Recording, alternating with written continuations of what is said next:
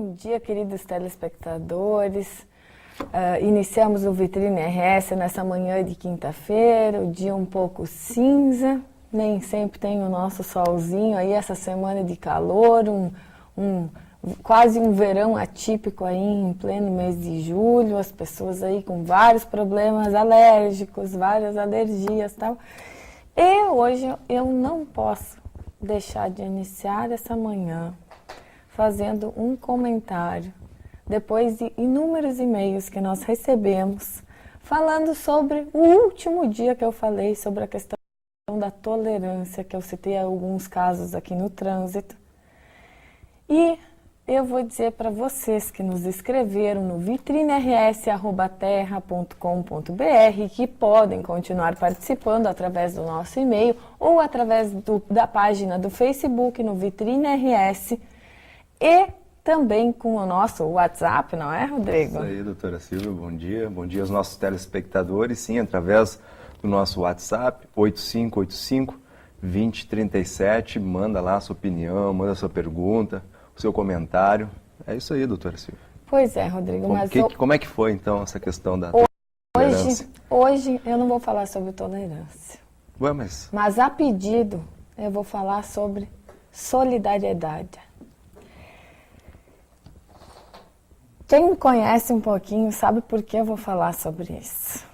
Na verdade, eu que nunca escondo a cidade onde eu nasci, que é a cidade de Veranópolis, é a capital da longevidade, onde as pessoas vivem muito, e que inúmeros estudos foram feitos, inclusive um grande mestre dessa área da longevidade, que foi o professor Moriguchi, que foi quem liderou esses estudos na cidade de Veranópolis.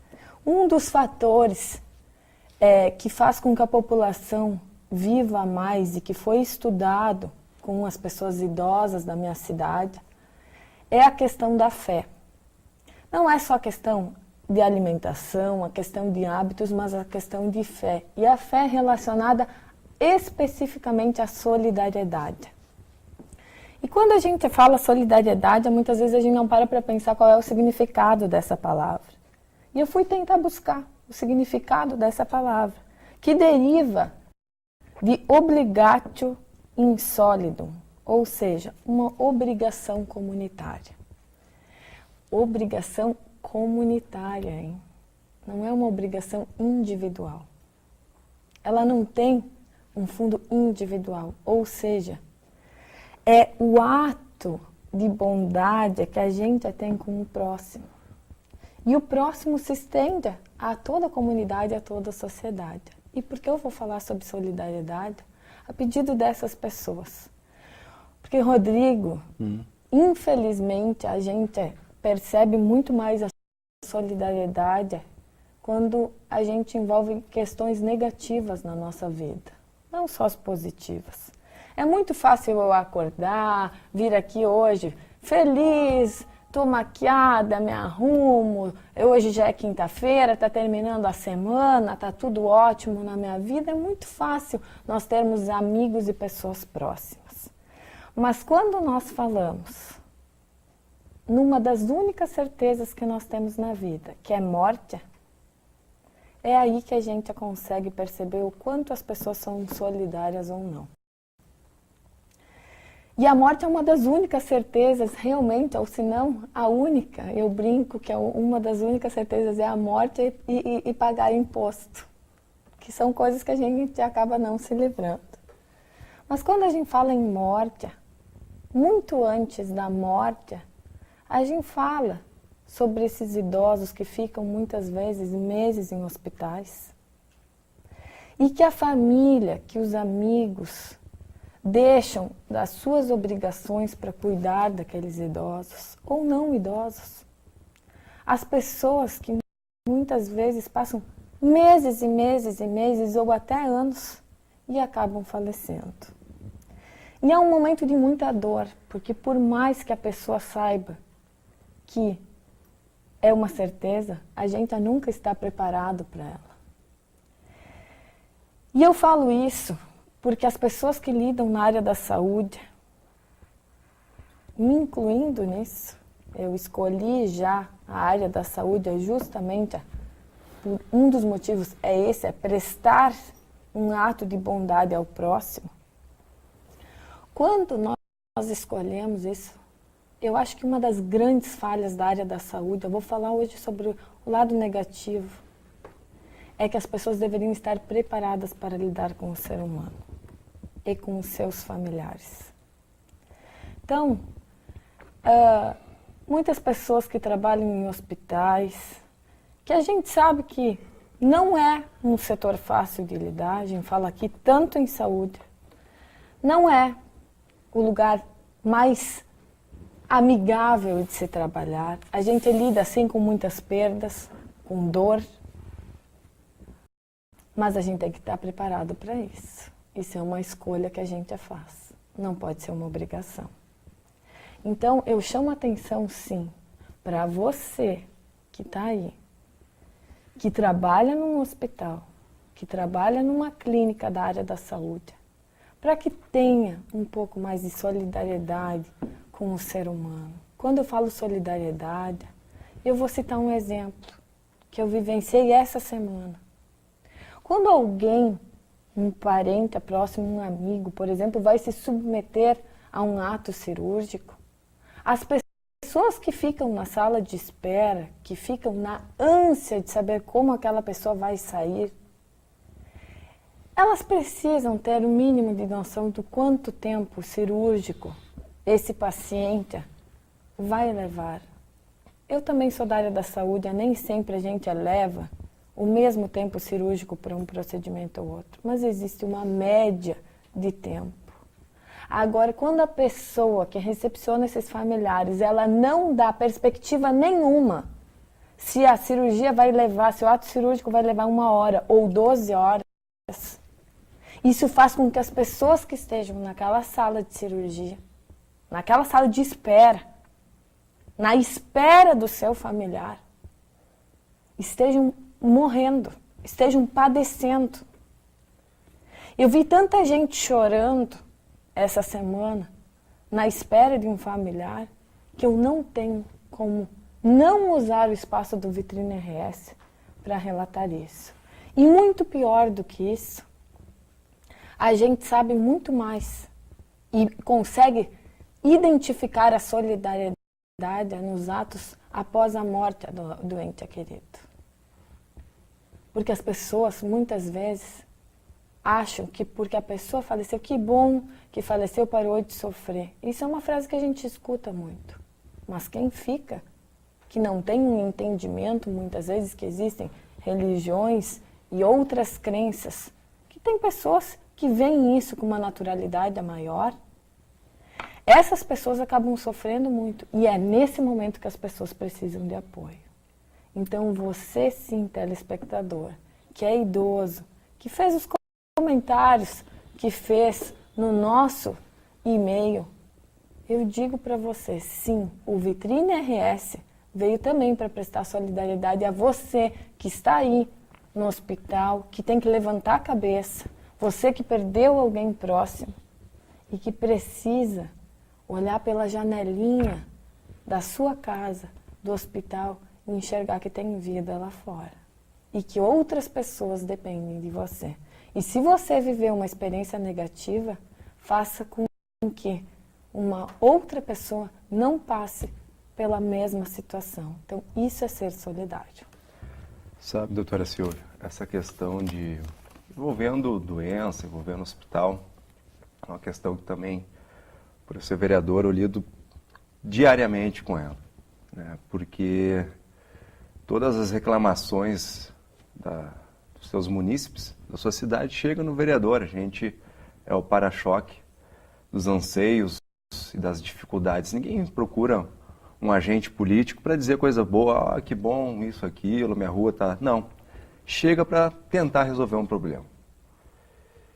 E até essa semana foi interessante, vai ser bem específico, terça de manhã, além da audiência pública, das várias audiências públicas que a gente teve com os diretores do hospital regional que tem no meu município, para cobrar esses anseios receios, essas dificuldades. Terça-feira a gente teve mais um, porque uma menina de 20 e poucos anos, não chegava a ter 30, veio a falecer na hora do parto. Não estou dizendo que é culpa do hospital, que é culpa do médico.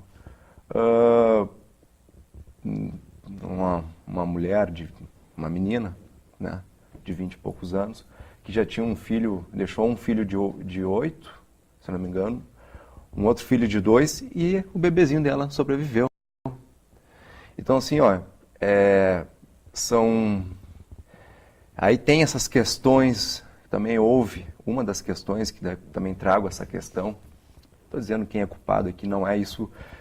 Quando há morte, principalmente em parto, o governo, ele por si é uma das poucas investigações que o governo faz, é quando há morte, né, nesses momentos de parto.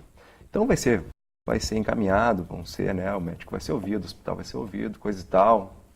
Mas o detalhe que eu queria só transparecer para fazer também, complementar o que tu estavas falando, é que essa pessoa entrou para fazer um parto normal, né, 8 da manhã, se eu não me engano, e a coisa complicou, e também não foram, uma das coisas que os familiares cobraram do hospital é que o hospital não informava o quanto de tempo e o porquê que estava aquela pessoa, né, no parto e não via ninguém dizer nada. Um parto que é um momento que está todo mundo querendo algo feliz, esperando a criança nascer, para lá dar um abraço na criança, pegar a criança, dar um abraço na mãe.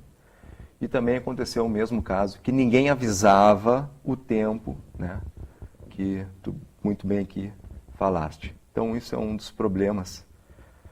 Só para complementar o que tu falou. Outra questão, que assim que a gente também, que eu vejo diariamente, e às vezes também a gente tem que falar, é que não é nenhuma, nem duas, nem três, nem quatro que eu particularmente, passo por a situação de pais, principalmente, né, quando a família é muito humilde e tem um grande número de filhos, e acreditem, nenhum dos filhos quer ficar lá no hospital cuidando do pai. Nenhum. Sabe? Já até não é um, nem dois, nem três casos que a pessoa acaba morrendo, além de estar já doente, né? Como não tem esse auxílio da pessoa, ela realmente acaba se entregando e tudo mais. Ela já tá mal, já está fraca. Né? E aí, quando a gente não tem uma ajuda dos familiares, tua imunidade também já é comprovado até cientificamente que tua imunidade realmente baixa. Psicologicamente tu fica arrasado, consequentemente, como um dominó, né? Um vai batendo no outro, tua imunidade baixa. Então são vários problemas que eu acho que até a gente pode, no momento, trazer gestores na área de hospitais aqui e tudo mais que se segue, porque não é nenhum, nem dois, nem três casos que os filhos não cuidam dos seus pais. E, né, não estou falando independente também de classe, também em todas as classes sociais, mas como assim tem essa questão do idoso pesar aqui no Brasil, sabe? É bem diferente do Japão, que a gente vê daí a cultura de primeiro mundo. Não é à toa que os caras aqui na Copa, após o término do jogo, juntaram toda essa bagunça, né? Então, só aqui no Brasil, aí entra toda uma questão aqui, agora que eu vou falar, não é respeitado a questão previdenciária dos idosos, o governo não respeita os idosos, os filhos não respeitam os idosos, porque muitas vezes só deixam eles abandonados num cantinho, né, só para pegar também o seu salário. Então, chega no hospital também, não cuidam. Então, já fazendo um outro gancho, é ruim. Já envelhecer é ruim e, ao mesmo tempo, é natural. É a única coisa que é certa do ser humano, já é, né? Até já Salomão lá, em Eclesiástico, quando ele escreve, ele diz, olha, uma das poucas coisas que é certo é a morte. Olha, então, no Rodrigo, Brasil, além de ser ruim, eu acho que qualquer parte do mundo, além de ser ruim para envelhecer, no Brasil é pior, porque tu não vai ter assistência, é muito provável, grande maioria, que tu não vai ter assistência do governo e não vai ter assistência da sua família. Então, é um quebra-cabeça de como você ter o cuidado dos seus filhos quando envelhecer e como você gerenciar uma maneira de ter uma renda quando você envelhecer. Você que ainda não é aposentado e está na meia-idade, já comece a pensar nisso.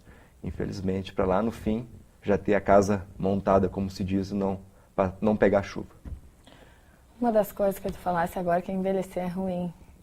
Eu acho que isso é uma cultura que a gente acaba trazendo. Envelhecer é ruim, começa a aparecer rugas e tal. Mas sabe que nesses mais de 10 anos aí de profissão, eu vou te dizer que eu discordo de ti, Rodrigo. Eu aprendi, eu tenho a graça, e eu acho que a bênção de atender muitos idosos. E eu aprendi, especialmente com uma paciente muito sábia, que ela não diz que envelhecer é ruim. E eu acho que é por isso que ela vive tão bem. Depende de como a gente envelhece, porque na ruga tem história.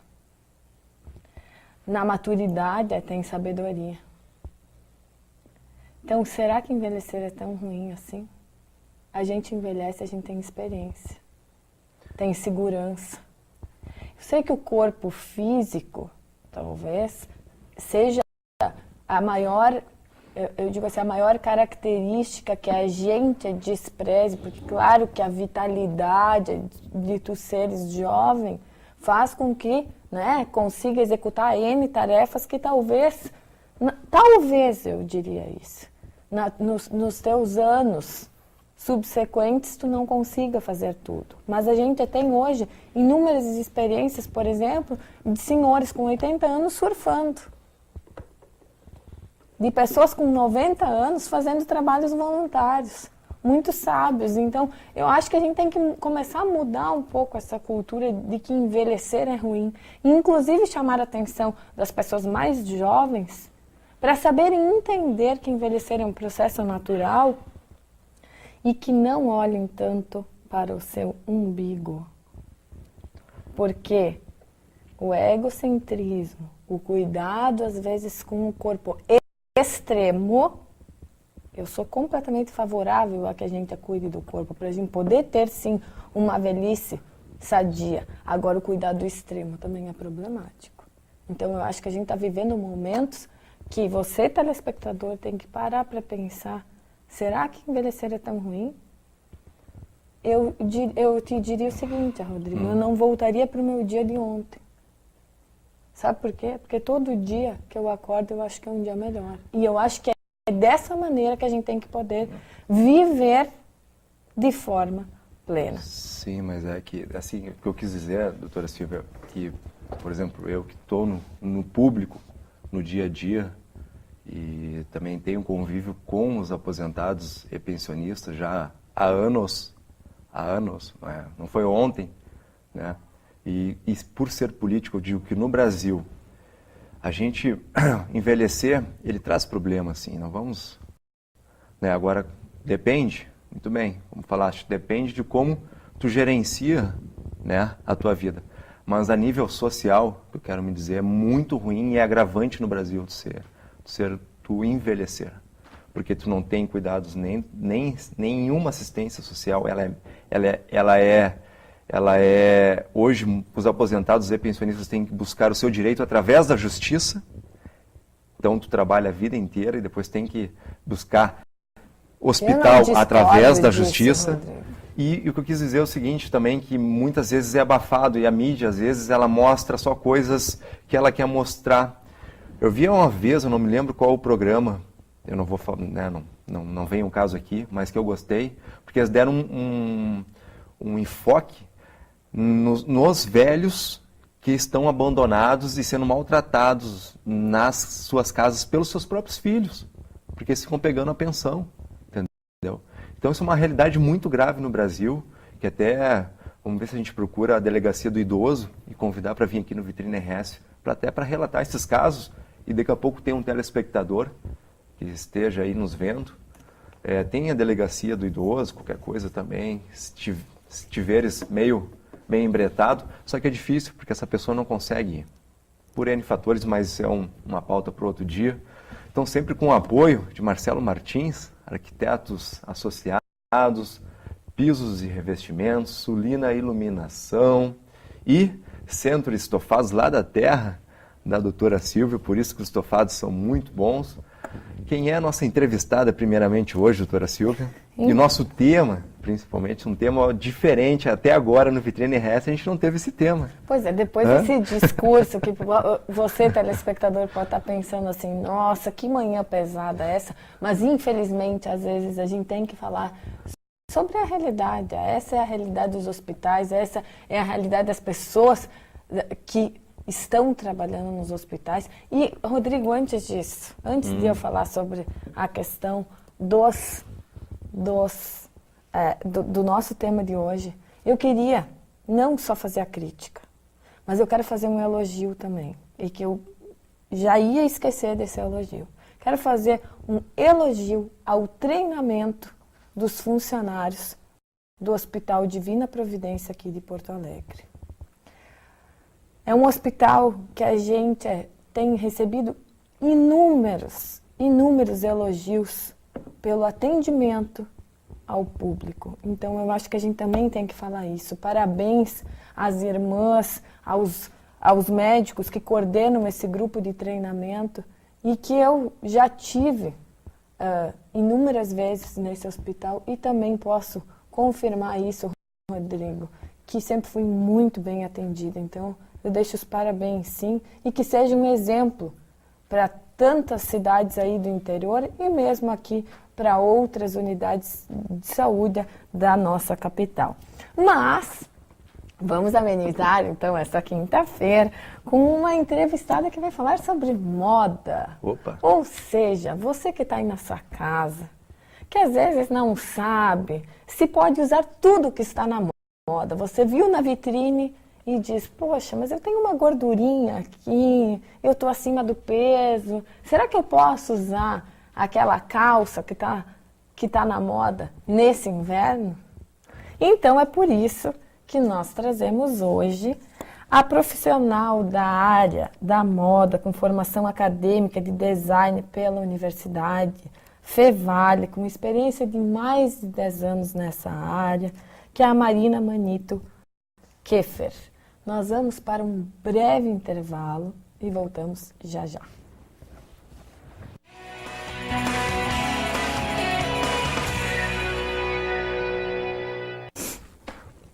Nós voltamos então nessa manhã de quinta-feira aqui no canal 11 da NET 55HF com o Vitrine RS.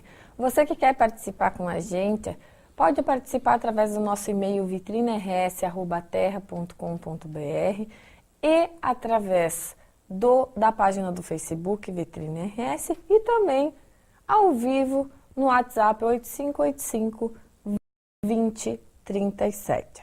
Mas é com muito prazer que nós recebemos hoje a nossa convidada Marina Manito Keffer, profissional na área da moda, com formação acadêmica em design de moda pela Fevale, experiência de mais de 10 anos com lojas no segmento do vestuário feminino, onde é responsável pelo visual e merchandising da loja, vitrine e compras. Também trabalhou como auxiliar de produção e edição de moda em um jornal português no estado de New Jersey e atua como docente na instituição Senac RS. Bom dia, Marina. Bom dia. Depois desse discurso aí que tu acompanhasse, eu sei que é polêmico aqui, quando a gente fala sobre saúde é um assunto que dói, né? Mas infelizmente a gente precisa fazer esses comentários também. Mas quando a gente fala em moda, a gente já consegue abrir um sorriso. Eu sei que você, telespectador, vai dizer, doutora Silvia está séria hoje. A doutora Silvia estava séria até agora. Agora que a gente vai falar em moda, agora eu vou sorrir para você. O que é o personal styling hoje? Oi, bom dia. Bom dia, Rodrigo. Bom dia, Silvia. Bom dia. O que é um personal stylist? Ele é o profissional que cuida do visual. O Rodrigo não sabia, vou explicar para ele. Ele é o que cuida totalmente o visual da pessoa. Então, eu trabalho montando o guarda-roupa, organizando o teu guarda-roupa, organizando as tuas roupas para trabalho, roupa para o dia a dia. Então, é um profissional bem dinâmico e quem é hiperativo como eu e quem gosta desse dinamismo da moda, é uma área bem gostosa de trabalhar. Quando a gente fala em organizar guarda-roupa, eu sei que tem várias pessoas que detestam esse trabalho, que é trabalhoso. Muito. E aí eu te pergunto, como é essa organização de guarda-roupa? Explica um pouquinho pra gente. O que era organizar um guarda-roupa? Isso a gente chama de trabalho de personal shopper e personal organizer também. Ele tudo está incluído na parte do personal stylist. O que a gente faz? A gente faz uma análise toda no teu guarda-roupa, a gente separa por cores, por peças que são necessárias tu ter, peças básicas, como uma calça jeans, uma saia lápis, no vestuário feminino. Então a gente organiza tudo, dobra por cor, faz toda uma organização no guarda-roupa mesmo da pessoa e depois faz as compras das peças que estão faltando. É uma maneira econômica, né, Silvia? Porque nós mulheres, a gente sabe que a gente consome muita moda, a gente consome muita roupa. E muitas vezes roupa sem necessidade, que fica no guarda-roupa com etiqueta, que fica a gente sem saber o que fazer e sem saber como combinar essa roupa. Então é aí que entra o meu trabalho para... Marina, vou confessar, realmente não sabia personal styling, né?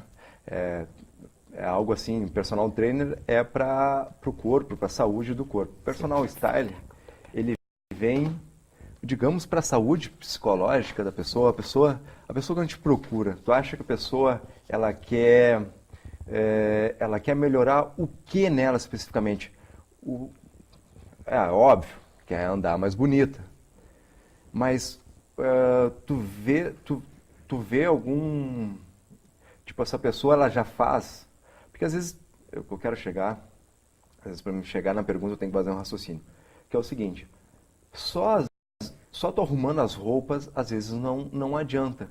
Quando tu é contratada para, né, fazer um guarda-roupa certinho, para dar o posicionamento de roupa certa para aquela pessoa, para os momentos certos, muda somente a maneira de vestir ou a pessoa começa a mudar a vida toda dela? Tu não é um pouquinho, ou tu não tens que ser, e eu também pergunto se tu não tens na cadeira um pouquinho de psicologia nessa história toda? Tem. A gente tem que analisar é todo um processo, é todo um questionário, é semanas juntamente com a pessoa para tu ver como é que ela age, e é totalmente psicológico esse vestir. Totalmente psicológico. A pessoa não chega assim, ó, por exemplo, vamos dizer que Marina, eu quero te contratar, eu quero usar gravatas, tal cores, o meu trabalho do dia a dia é esse. Então, para mim analisar, tu leva um tempo. Tem toda uma questão técnica. Tem toda uma questão técnica e de tempo. Porque eu vejo o seguinte, tu está trabalhando muito com questões pessoais da pessoa. E tudo que leva para a questão pessoal, tu tem que dar tempo. O ser humano, apesar de hoje as coisas assim descartáveis, usou, põe fora, né? Às vezes uma consulta médica, em 5 minutos um médico te dá uma receita para um remédio que tu vai botar dentro de ti. Essa questão de tu trabalhar com a pessoa, e eu vejo assim, roupa, e tu entra dentro da casa da pessoa também. Então tem uma série de questões psicológicas que eu acho que tu não tens que entender só de moda. Eu acho que até mais tem que se entender da psicologia da pessoa. Essa pessoa também, que já falaste, que confirmaste que sim, ela também não muda, ela começa a melhorar a alimentação, ela começa a fazer exercícios, ela começa a ter uma vida diferente também. Quando procura esse novo, não sei se é novo personal stylist, se é uma novidade, ou também quanto tempo que existe o personal stylist no mercado brasileiro? Tu sabe que isso é muito importante da psicologia, porque o vestir é o teu primeiro, é um cartão de visita. A gente sabe que 50% nosso é o visual. Então, a gente julga pelo teu visual. E é muito psicológico, tu passa aquilo que tu quer com a roupa. Quando a gente está triste, a gente bota uma roupa mais triste. Quando a gente está alegre, a gente bota uma roupa mais alegre. Isso é tudo do psicológico. É totalmente do que tu quer passar para a pessoa, o que a pessoa quer ver de ti. Então, é um trabalho muito minucioso. Tu tem que ter muita calma para trabalhar com isso. Por quê? Porque tu vai mexer, como tu falou, tu vai mexer com o psicológico e muitas vezes são feridas que tu vai acabar mexendo na pessoa. Vai mexer na intimidade, vai com entrar na certeza. intimidade da pessoa, né? E assim, uma das coisas que eu acho que todo mundo tem é que eu tenho um estilo de vestir, por exemplo, que eu desenvolvi ao longo da minha vida. Mas muitas vezes o trabalho ou alguma situação faz com que eu saia daquele estilo. Qual é a maior dificuldade que tu vê no teu trabalho hoje, por exemplo, relacionado ao arrumar o guarda-roupa das pessoas? Mas tu sabe que estilo tudo a gente tem regras, né? Para tudo, para um personal trainer existe regras de MC para tu saber quanto que a pessoa tem de gordura no corpo. É a mesma coisa nossa. A gente tem regras. Um estilo clássico, tu vai utilizar, a pessoa utiliza preto e branco. Então a gente tem essa história. Só que tem um estilo pessoal que já vem desde criança. Então tem que ter uma adaptação para cada pessoa.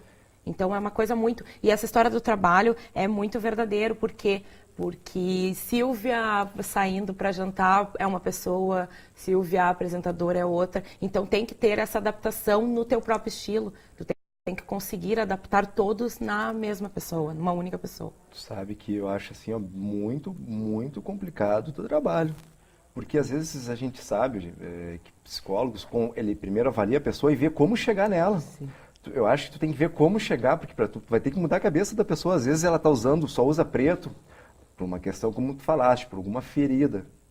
Ela só usa preto e é tudo meio inconsciente até. Eu botei preto para deixar o extremo, que o preto é o luto, né? Digamos assim, é diferente de tu botar um rosa, botar um...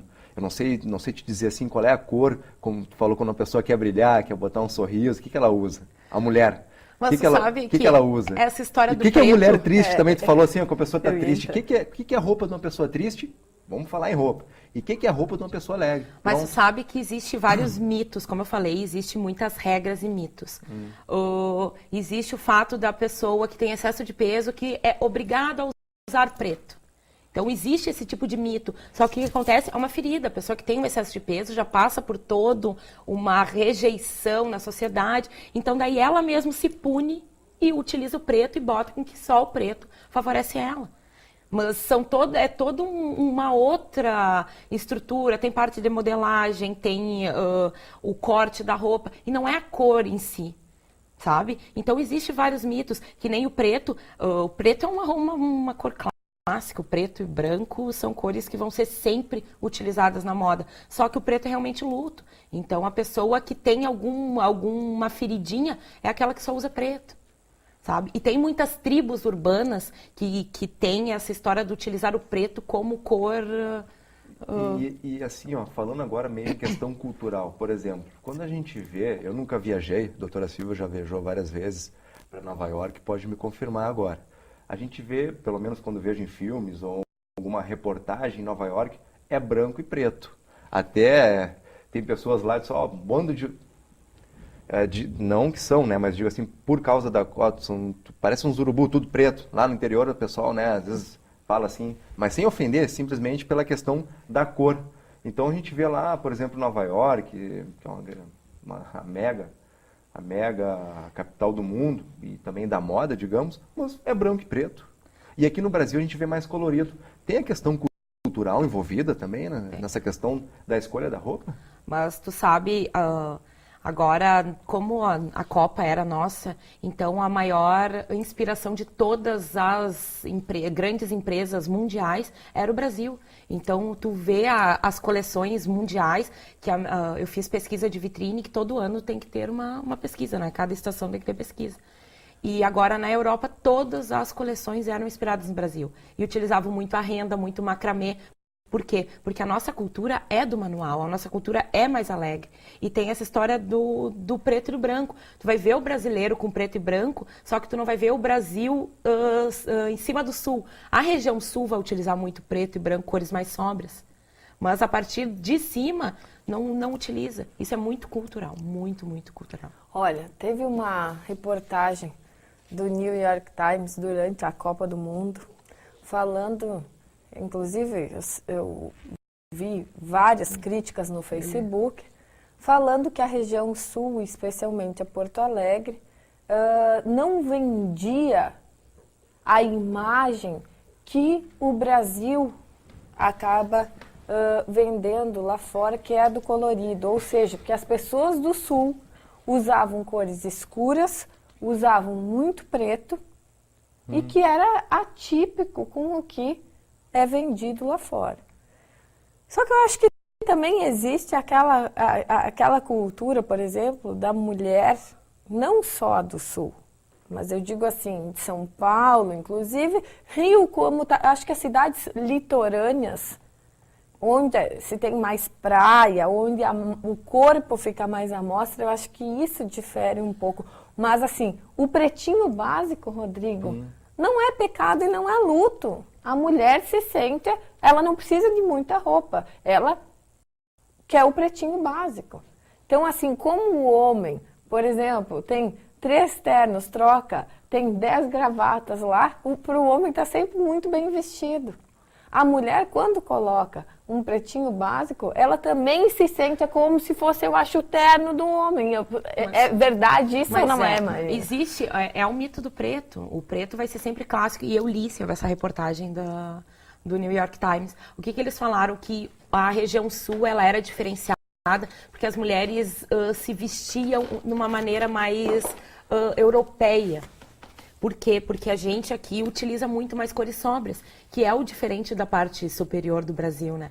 Então, eles falaram muito nisso na mulher gaúcha. Isso é só por causa do nosso frio? Ou tem a questão das nossas culturas, que a gente tem aqui, cultura alemã, polonesa, italiana, tudo que é tipo de cultura, bem dizer, muito mais diversificado do que Paraná para cima, digamos? Eu acho, é totalmente cultural.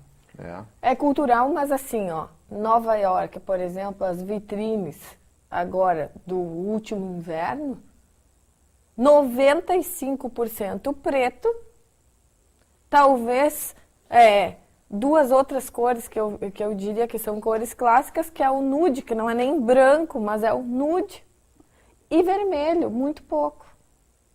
Então, assim, quando a gente vê isso, por exemplo, na Europa eu já acho que é um pouquinho diferente, mesmo a gente tendo influência europeia. Por exemplo, o italiano, falei várias vezes aqui, para o italiano o amarelo é uma cor universal, porque é a cor do sol, eles amam o sol, então eles acham que amarelo é a cor. A gente tem uma tendência, aqui no estado, por exemplo, converso com várias pessoas que são proprietários de lojas que têm dificuldade de vender a cor amarelo. Por quê?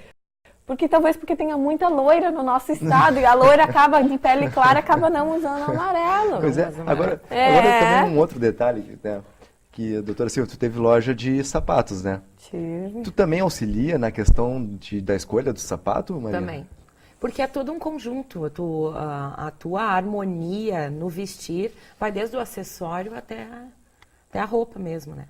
E essa história que tu falou do cultural, a nossa cultura é muito mais europeia mesmo, nós aqui no sul. E tem muita diferença do americano pro europeu. Tá. E é uma coisa escancarada Eu poderia fazer uma pergunta até para as duas? A mulher gaúcha em si, ela se veste, é a que melhor se veste? Não sei se eu poderia fazer essa pergunta. Se veste melhor que o resto do Brasil? A gaúcha. Responde primeiro. Estão querendo me colocar em saia justa hoje. Mas eu respondo, porque Vamos ver, de alguém que do dia normal, vamos como se diz entre aspas, da leiga e da profissional, entre aspas, né? Porque, é como eu digo, a doutora Silvia está sempre viajando e ela sabe como é que, além de se vestir bem, ela sabe o que é a moda do mundo também. Eu vou dizer uma coisa, hoje o Rodrigo está querendo pegar no meu pé, ele está dizendo que eu vivo viajando. Quem me conhece sabe que eu vivo trancada numa clínica odontológica trabalhando de uniforme. Então, peraí, não estou viajando tanto assim não, Rodrigo. Mas eu acho que a questão do vestir da gaúcha, eu acho que a gaúcha, ela tem uma característica diferente do resto do país. Se é melhor ou pior, depende. A gaúcha não pode se vestir da maneira como ela se veste aqui, morando no Nordeste. Não, mas é que é o seguinte, ó, eu nunca vi, mulher não se veste pro homem, a mulher se veste pra mulher. Passou uma mulher assim, olha ali, papapá. Então, vocês não fazem isso para os outros estados, para as mulheres? Vem umas carioca aí, pô, carioca não sei o quê. Eu tô só perguntando, não tô afirmando. Não, mas claro. É diferente. Por quê? Porque tem a história do clima e o estilo carioca. Vamos dar exemplo carioca e gaúcha. A gaúcha tem um lado mais bairrista, nós somos. Com certeza. Então, a gente é muito mais conservadora. Muito mais, tanto na personalidade quanto na maneira de vestir, quanto em tudo. Nós somos bairristas. Mas gaúcho, até nas festas de noite, ali no Dublin também, continuam conservadoras nossas gaúchas? Não. Ah.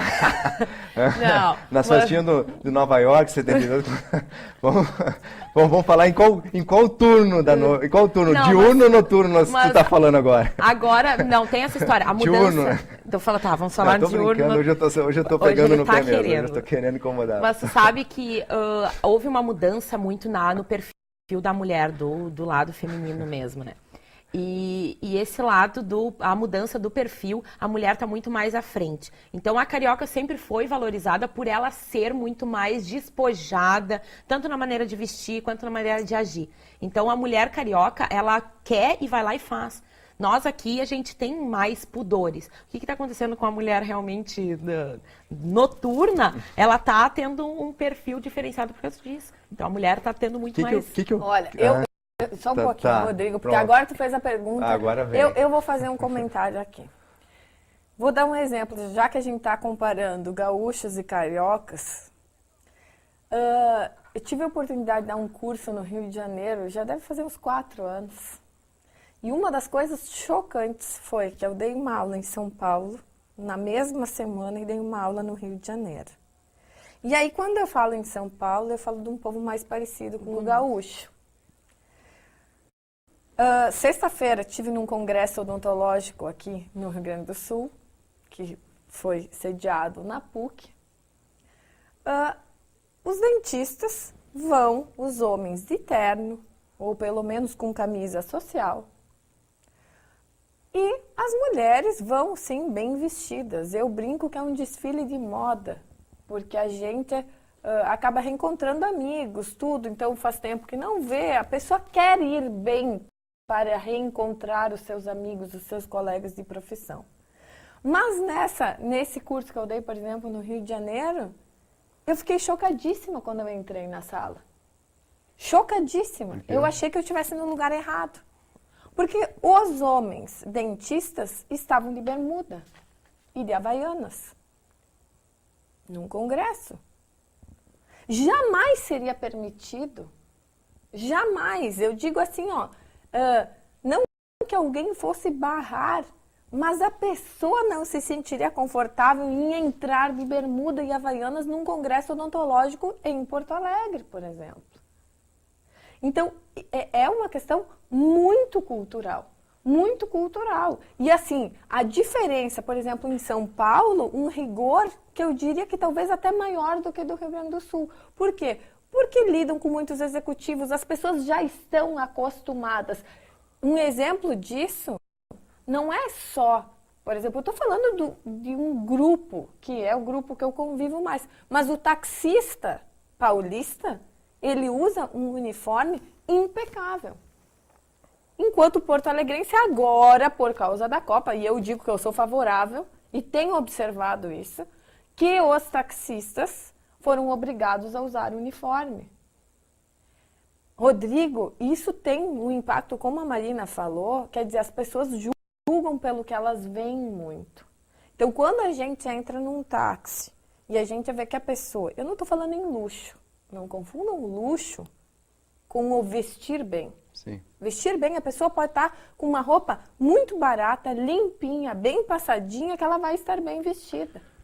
Marina, sim, doutora. Agora, mas voltando àquela questão da moda noturna, tá? Isso é bem interessante. A gente vê as novelas influenciando a mulher a se vestir Vamos falar assim, de uma maneira, não estou dizendo que é A ou B, ou nem genericamente.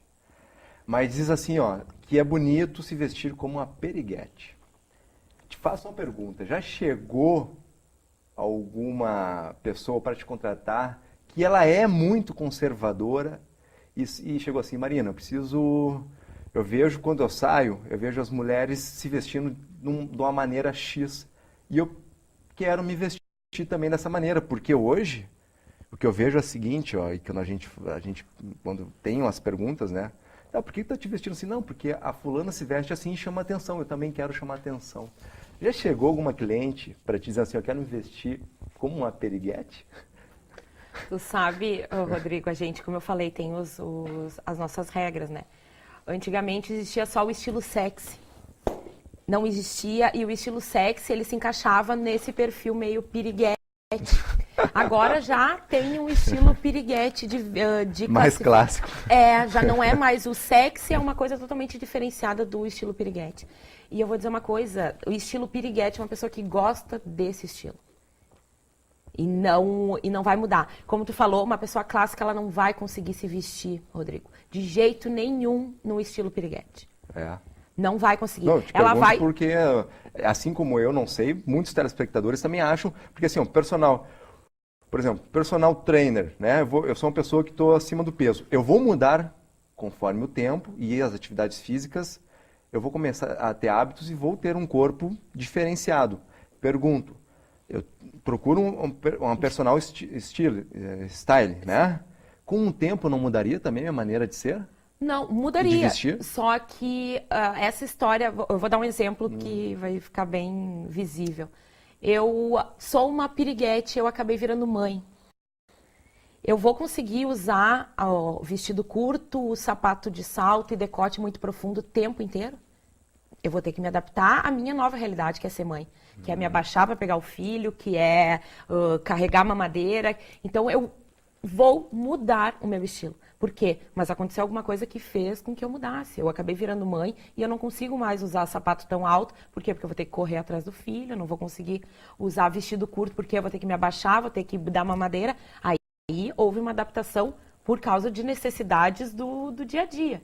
Então há essa adaptação, essa mudança de... Até assim, a minha pergunta, porque o que a gente nota, de repente, eu que posso estar errado também, é que a gente vê durante o dia a pessoa muito clássica e às vezes na noite, estou dizendo que a pessoa vai se vestir, aquela mulher do dia a dia vai se vestir com periguete, mas ela dá eu não sei se é vestir um pouco mais sexy, digamos, ela dá aquele decotezinho aqui, nessa parte aqui e tal, a mulher está começando a dar uma diferenciada de uma maneira clássica, porém um pouquinho mais provocativa, é isso que eu quero dizer. Sim. Está mais aberto isso, vamos ser bem franco, está mais aberto. Mas o que acontece? Eu agora, telespectador, eu vou ter que me manifestar. Rodrigo acabou de falar, maneira provocativa, ou seja, ele está observando. Então, será que a mulher se veste para a mulher ou ela também se veste para o homem? Mas eu e a torcida do Maracanã, como se diz, qualquer homem ao natural, né? Ele assim como a mulher observa o homem, então, Rodrigo, assim como a mulher observa também. A tua pergunta já está respondida por ti mesmo. Ou seja, a mulher não se veste só para a mulher. Não, mas tem uma cultura que se diz, né? Que a mulher veste para a mulher. Não estou dizendo que ela se veste, estou dizendo que, quando eu falei lá atrás, é que geralmente, até foi a pergunta que eu fiz na questão de uma pessoa do outro estado, né? Da gaúcha, disse, olha lá, aquela carioca se vestindo totalmente chinelo, né, tal. Não, o que eu quero, são duas pautas, não misturamos áridos com bugalhos, né? Como diz um professor meu do direito, não misturamos áridos com bugalhos. Mas a questão que eu quero chegar, da realidade que eu vejo, pelo menos eu posso estar errado, e está aqui o nosso profissional dizer isso, que eu vejo uma mulher gaúcha muito clássica, durante seu dia a dia, seu trabalho, e uma certa... Talvez, até eu te pergunto, não é normal a pessoa, a doutora Silvia e Marina? Mas o que né, acontece? Professora Marina, eu não sei se é normal... É normal, por quê? Né? Porque a gente, nós, que era o que eu estava falando... Por ser mulher também, né? Não é nem pelo fato de ser mulher, Instintivo, e sim porque talvez. a gente eu, Marina, sou Marina o dia inteiro, 7 dias na semana. Quando sai na noite, a gente monta um personagem para tal. Então, posso ser criticada com essa minha frase, mas o meu pai sempre falou, tu não vai arrumar tu não vai conhecer a pessoa totalmente na noite. A pessoa que tu tá conhecendo na noite não é verdadeiramente aquela pessoa. Por quê? Porque na noite a gente monta personagens. Então, se tu vai pra noite, tu sabe que tu vai ter que ir de sapato mais social, uma polo ou uma camisa dobrada, tu não vai conseguir ir de terno. Já nós, a gente sabe que pra ir pra noite a gente não vai poder ir com a roupa do dia a dia, não vou poder ir assim, eu vou ter que usar um decote mais provocativo, vou ter que usar uma roupa mais curta, vou ter que usar um salto mais alto. Então, eu montei uma personagem para sair pra noite. O que acontece é isso, a gente monta personagens para certos lugares. Porque, ó, hoje eu sou polêmica, hoje o telespectador deve estar se divertindo aqui comigo. Mas eu acho, Marina, e talvez eu vá discordar de ti e vá discordar do Rodrigo, existe sim um tipo de pessoa que vai se vestir para a noite, que acaba criando uma expectativa da noite e vai se vestir para isso. Mas hoje, com a realidade que a gente está vivendo, eu falo mesmo realidade de Porto Alegre. Por exemplo, hoje se nós passarmos nos bares 7 horas da noite, os bares estão lotados. Por que 7 horas da noite? Porque as pessoas estão fazendo muito mais happy hour do que noites prolongadas. Primeiro pela questão do álcool, em que a pessoa não pode mais beber, tá com o seu carro, tá, né, ou faz uso de algum tipo de transporte, ou vai com um amigo, alguém não vai poder beber por causa da lei. E as pessoas estão tentando fugir do trânsito. Isso eu escuto todo dia no consultório. Ou seja, a pessoa trabalhou até 6h30, E vai com a mesma roupa. e vai com a mesma roupa para esses lugares que trabalhou o dia inteiro. A pessoa não tem mais condições de se deslocar até sua casa, voltar, porque vai ficar tarde, ela trabalha durante a semana. Então, assim, eu acho que talvez o perfil do final de semana para o Eu ia chegar É no isso que eu ia sábado. falar. Eu ia chegar no sábado É da isso que eu ia noite. falar. Para o dia Velho filme de do sábado e o semana. sábado da noite. Ou seja, desde o tempo lá dos nossos antepassados, a gente sabe que tinha a roupa do domingo. Os nossos avós traziam isso, mas por quê? Aí é que eu acho que vem a questão da moda também e da moda que os nossos imigrantes, por exemplo, trouxeram. Principalmente os imigrantes italianos e alemães, o domingo era um dia sagrado, o domingo era um dia de reunião familiar, o domingo era um dia de ir para o culto ou para a missa. E se usava o quê? A melhor roupa que se tinha, o melhor sapato, era usado no domingo. No domingo. Uma das coisas que a gente escuta, principalmente, eu acho, dos imigrantes italianos, eu que venho dessa região, a gente escuta muito. Eu tinha um trabalho para o lavoro, ou seja, para o trabalho, que era um sapato resistente, um sapato que não era bonito, mas eu tinha um sapato que eu poderia andar quilômetros e quilômetros em estrada de chão, que eu levava o sapato na mão para não estragar, mas era o sapato sagrado para entrar na igreja com ele impecável. E uma das histórias, quando eu tive loja de sapato, era uma história que a minha nona contava, que dizia que como eram inúmeros filhos, às vezes a mãe comprava o sapato com um número maior para que servisse não só para um filho, mas que servisse para N filhos. Ou seja, a moda mudava numa velocidade muito menor do que hoje. Agora, o que é moda? Essa é a pergunta que eu quero chegar, Marina. A moda, o que eu vejo numa vitrine, necessariamente eu, Silvia, posso vestir? Assim, ó, essa história que tu estava falando da moda mesmo mudar pouco no passado, a gente não tinha a tecnologia, não tinha informação imediata. O que acontece atualmente? Está acontecendo um desfile em Paris e eu já tenho no mesmo momento essa informação. Pelo livre acesso à informação que a gente tem pelo Instagram, pelo Facebook e YouTube. Então, o acesso à informação está muito mais fácil. Naquela época, não. Naquela época, eram roupas clássicas. Então, era um vestido realmente para sair no domingo, era o mesmo vestido e não mudava. Atualmente, não. Atualmente, tu pode dormir com uma tendência e acordar com essa tendência totalmente obsoleta, inexistente. E sobre isso, a questão do rápido, instantâneo, as roupas estão mais frágeis? Então. Digamos, antigamente as roupas duravam anos. Hoje, põe, usa 2, 3 vezes, eu não sei se... Eu não entendo muito, né? Não entendo essa função de roupa de mulher. Até do homem, até ela dura mais tempo, assim. Mas por quê? Porque o homem é mais clássico, era isso que a gente está falando. O homem é o preto, vai ter vai ter 5 ternos pretos. O que vai acontecer? Vai mudar a risca, vai ter uma modificação não gritante. Então, o homem continua sendo clássico. O que teve grandes mudanças foi na vestimenta feminina.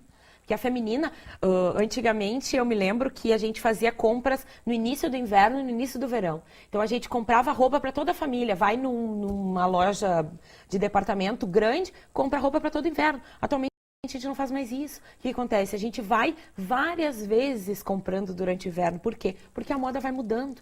Então, o fast fashion, que a gente chama, que é a moda rápida, então ela vai modificando a cada semana. Tá. Então, tem que ter essa modificação. E outra questão, Maria, assim, que também não entendo, a gente vê às vezes na TV esses desfiles em Paris, de moda, em Itália, em Milão e tal, só que tu vê umas roupas diferentes.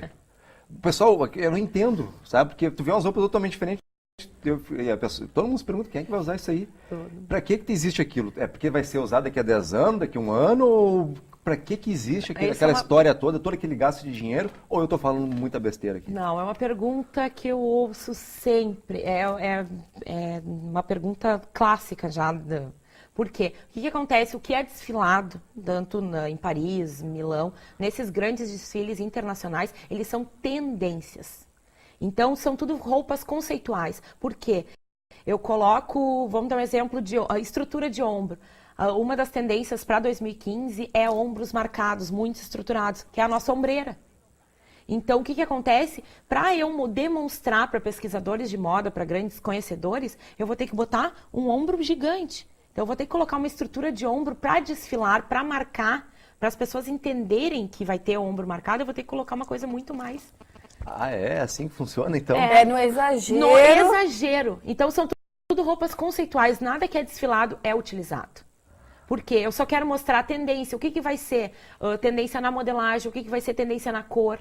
Então, eu vou colocar muitas roupas vermelhas, vou colocar muita roupa azul. Por quê? É a próxima tendência de 2015, são essas. Então, para isso que servem os desfiles, Para então? isso que servem os desfiles. Bom, então já que entrasse em 2015, o que a gente pode esperar para 2015? Tu sabe que as mudanças mesmo da moda, elas não estão acontecendo tão drásticas. Então, tudo que está vindo e está se adaptando está ficando. Então, na franja, a franja mesmo foi uma das maiores queridinhas, tanto no 2013, tá no 2014 e continua no 2015. Tanto na parte de sapato, quanto na parte de roupa, na parte de acessórios como bolsa, brincos. Na cor mesmo, continua o clássico preto e o branco.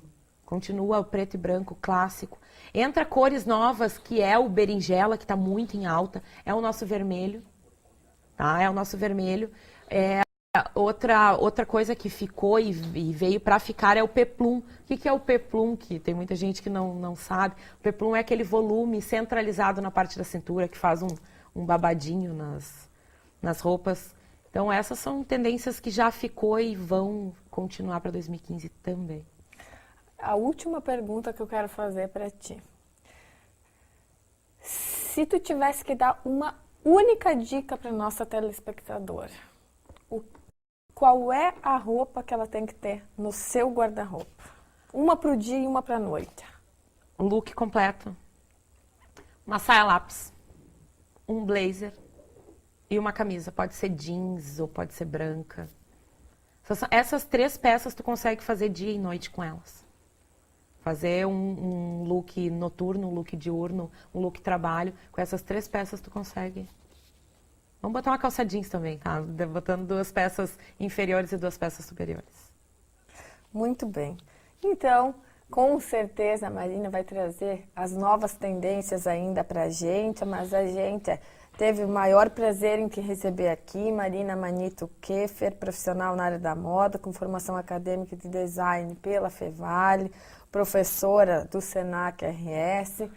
Foi um grande prazer, Marina. Grande prazer também, Mariana, desculpa, doutora Silvia. E na próxima, quem sabe, a gente traz modelos aqui para mostrar ao vivo e a cores. isso também, né? Acho que a gente pode fazer essa próxima até mostrando o que favorece um corpo, o que favorece Exato. as silhuetas diferentes das mulheres. Muito obrigado. Nós vamos para um breve intervalo e voltamos já já.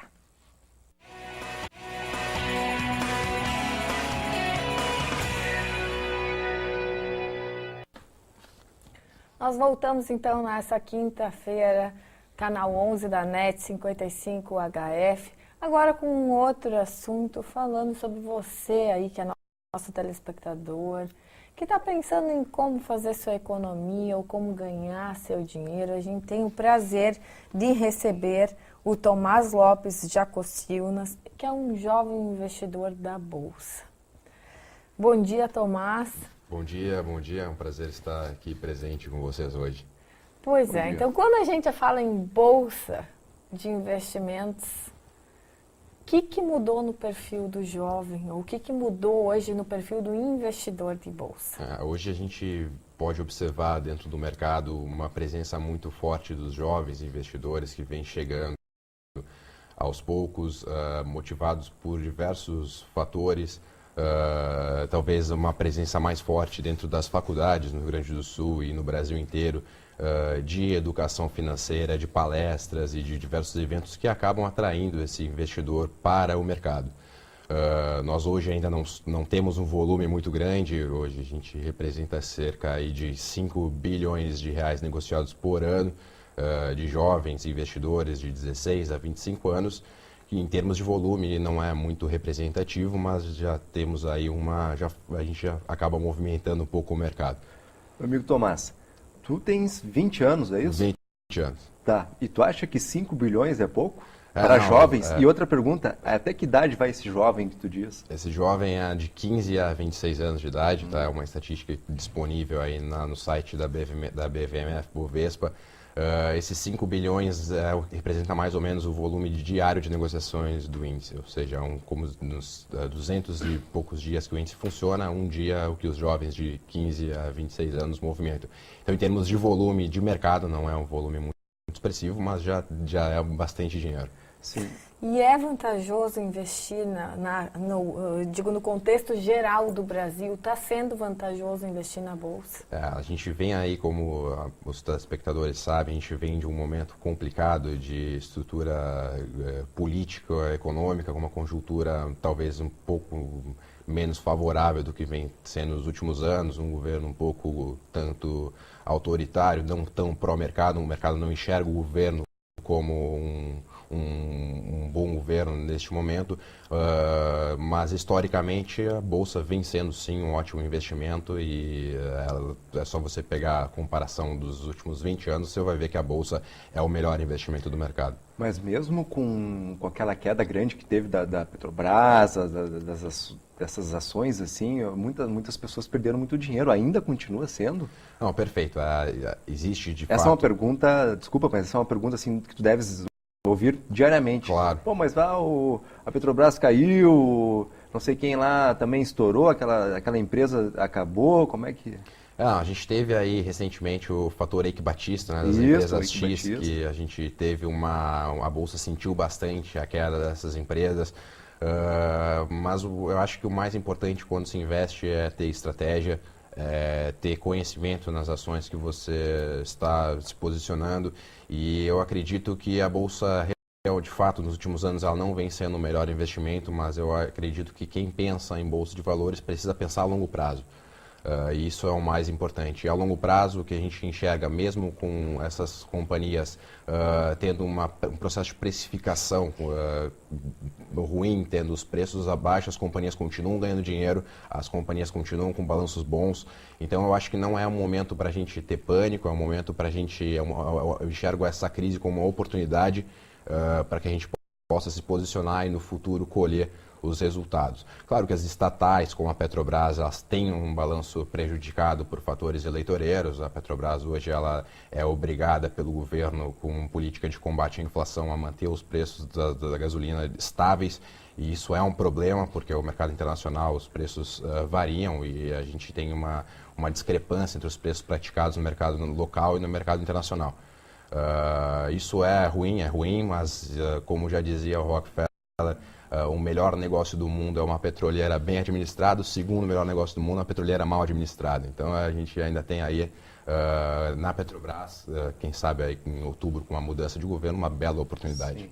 Mas jovem Tomás, olha só, geralmente um dos fatores motivantes que eu penso, e eu quero que tu confirmes essa minha pergunta, o que o motiva o jovem a ir para a Bolsa, que é o nosso tema de hoje, o jovem na Bolsa, primeiramente, não essa visão, como tu falaste agora, de longo prazo, porque o jovem, e principalmente nesta década, esses jovens atuais, eles são muito imediatistas. Eles não pensam, pelo menos o que eu percebo, eles pensam em entrar na Bolsa hoje porque é uma maneira, tu parado na frente do computador e sim usando, né, toda aquela questão, né, de que também depois eu quero te fazer outras perguntas em relação a isso, a como aprender e tudo mais, mas é uma maneira de tu não fazer esforço físico, sim, esforço mental, que é o jovem do videogame, aquele jovem, né, começou lá, aquele jovem do Facebook, e a questão imediatista. Põe um hoje, deu 6% de reajuste, botei 1.000, ganhei R$600 numa noite, por exemplo. Como é que essa questão... eu vejo esse o perfil do jovem que investe na Bolsa, ou estou enganado? Não, perfeito. Esse eu acho que é o início de todos os jovens, é essa motivação, aproveitar dessa volatilidade que o mercado oferece para ganhar, obter lucros altos. E de fato esse perfil existe. A gente chama dentro do mercado um termo técnico, são os famosos traders. Eles são os caras que passam o dia inteiro na frente do computador procurando oportunidades rápidas. Esse perfil é presente, ele existe. Mas eu acredito que ele é um perfil que necessite de não é um perfil fácil de se ter. Acho que ele necessita de muito conhecimento para ganhar dinheiro rápido na bolsa e os jovens se motivam de fato por essa oportunidade, mas acredito que não seja uma tendência real, assim, eu acho que quem começa brincando não termina brincando na bolsa, termina geralmente com perdas, porque é muito difícil, é muito complicado entrar no mercado e ganhar dinheiro. Não é tão fácil como se pensa, então. Pois é, então quando a gente fala em conhecimento, quando tu falas em conhecimento, como é que hoje, por exemplo, um jovem que quer conhecer mais sobre bolsa, o que ele deve fazer? Qual é a tua dica? Bom, hoje a gente tem um artifício que são os games da bolsa, que infelizmente quando eu comecei não existiam. Hoje qualquer investidor que queira aprender a investir, aprender técnicas de mercado, pode entrar na internet. Existem alguns jogos onde você recebe um dinheiro virtual e você pode brincar de uma certa forma com as cotações reais do mercado, pode comprar ações e vender ações. Esse talvez seria o primeiro contato com o mercado que um jovem poderia ter hoje. Tem 2 ou 3 jogos aí de diferentes empresas que são muito bons, por sinal, e eles representam um cenário virtual do mercado. Mas eu acho que esse é o primeiro contato. E eu sempre gosto de falar, eu defendo muito a questão da educação financeira desde jovem. Eu acho que foi uma coisa que eu tive em casa. Infelizmente, nas nossas escolas a gente não tem educação financeira. Mas eu acredito que se a pessoa quer aprender sobre o mercado, quer iniciar a investir na bolsa, procure um curso. Tem aí diversas marcas de cursos, de diversas corretoras, até nas faculdades eles têm cursos disponíveis para aprender a investir na bolsa. E eu acho que é um jeito assim de você começar a navegar nesse mundo de uma forma simples e eficiente.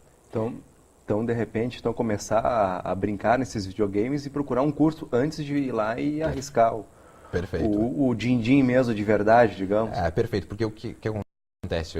Hoje na Bolsa a gente tem aí umas 7, 8 estratégias, são consideradas estratégias vencedoras dentro da Bolsa. E a Bolsa você precisa de estratégia, você precisa seguir um protocolo para que você tenha sucesso e assim como na vida a gente precisa saber o que a gente está fazendo em todos os aspectos. Então é importante que o investidor tenha conhecimento e arrisca a sua estratégia para que ele possa colher os frutos. E essa estratégia ele só vai conseguir aprendendo e se informando. Sempre também outra dica importantíssima é ler muito. A gente tem portais hoje especializados em notícias de mercado que te fornecem um conhecimento diário que é muito bom para iniciar. O jovem ou qualquer investidor de bolsa, ele pode investir, por exemplo, numa empresa de outro país? Isso aí é um mercado novo que está abrindo. Hoje a gente tem alguns mecanismos de investimento offshore, que a gente chama, que estão chegando agora. Sempre foi possível investir em outros países. Aí, o que acontece é o limite financeiro. Às vezes a gente tem um mínimo muito alto para você manter uma conta fora do país e é muito caro manter uma conta fora do país. Então agora existem alguns mecanismos aí que a partir de $5 mil, $10 mil você já pode começar a investir em empresas americanas, basicamente. É muito difícil você investir em empresas japonesas, chinesas, de outros locais que não sejam listados em bolsas americanas ou europeias. Seria mais seguro tu investir em uma empresa americana? Bom, essa é a pergunta que todo mundo faz, assim, porque e de fato hoje a gente digamos assim que eu tenho um dinheiro e eu não sei investir. Perfeito. E eu te procuro, tu é meu amigo, ou de repente tu vai em empresas que trabalham só com isso. Eu faria essa pergunta com certeza. Perfeito, não. E é uma pergunta muito boa. Hoje a gente observa os índices americanos batendo recordes históricos. A gente tem o Dow Jones aí bateu 17 mil pontos ontem. Então está explodindo lá fora. De fato, o ambiente americano é um ambiente mais tranquilo, um ambiente mais claro, onde as regras estão claras e as regras do jogo não mudam no meio do jogo, que nem aqui no Brasil a gente tem essa questão da insegurança institucional, que acaba atrapalhando um pouco as empresas e os investidores. Mas eu acredito que sim, as oportunidades nos Estados Unidos são muito boas e é válido a gente se posicionar em bons ativos nos Estados Unidos, porque a gente tem um ambiente inteiro, um mercado muito forte, muito pujante. Sim, porque daqui a pouco é uma estratégia, se tu realmente quer, até digamos, ser profissional nisto, tu te segura um pouco, né? Pega falar $5 mil, né? Aí $10 mil, vamos botar por cima, e entra direto por lá, nem fica por aqui. Talvez é uma estratégia, né? Não, é uma estratégia, eu aconselho mais como forma de diversificação de carteira. Acho que é muito importante a gente ter nossos investimentos diversificados, é aquela velha história. Num elevador, a gente quer um elevador com 4 cordas, não com uma só segurando, porque se rompeu uma, a gente tem as outras 3. Então eu acredito sim que o mercado americano é muito forte e é válido para a diversificação. Qual é o pior erro hoje que uma pessoa pode cometer quando ela inicia ou ela entra no mercado de investimentos? Bom, eu acho que eu não te diria o pior, ou se isso é um erro que pode ser um acerto também. Mas eu acredito que a alavancagem, que hoje é disponibilizada de forma simples e eficiente nas corretoras e nos bancos, é um perigo para quem está investindo, porque a pessoa não tem ainda não sabe ainda dimensionar os riscos de forma eficiente. O que é a alavancagem de forma simples? Você deposita uma margem de garantia numa corretora e ela libera um limite para você utilizar, que pode chegar aí 10 vezes maior que o seu patrimônio em contratos futuros. Então isso é muito perigoso, porque as perdas elas são as perdas são sobre o valor que você está movimentando, não sobre o valor que você tem. Como assim? Eu cheguei e botei $10 mil aonde? Por exemplo, você opera um contrato de boi, por exemplo. Você um contrato de boi, você pode operar com R$500 na conta. Em algumas corretoras até com menos. E você está movimentando muito mais dinheiro. Cerca de R$10 mil. Um dinheiro que não existe. Um dinheiro, não, na realidade ele existe, mas como é um contrato futuro, você está movimentando com uma garantia no presente. Entendeu? Então você está movimentando um contrato futuro, que é um dinheiro que existe, esse contrato está sendo negociado com uma garantia que você deposita hoje. Tomás, assim, falando essa questão, gostei do teu exemplo do elevador, né? Antes de tornar um elevador com quatro né, cordas ali de ferro, que sustentam tudo que uma. Digamos o seguinte, não é interessante então também o jovem trabalhar na bolsa, investir na bolsa, investir em CDB, que daí também tem uma questão que teria menos risco, é menos juros, né? Hoje eu não sei se a gente consegue chegar a 1%, não sei se chega, né, a todo esse valor, acredito que 0,8, né? O dinheiro que tu aplica vai render 0,8. E até daqui a pouco tem uma velha e antiga poupancita ali, que é 0,6, 0,5, mas está ali, ninguém... Tipo assim, eu posso dormir tranquilo, que amanhã vai continuar ali. Não no tempo do Collor, né? Porque fez uma limpa nas poupanças, né? Mas então essa questão de diversificar não é interessante também, não só em bolsa, em CDB, até em títulos do governo? Perfeito.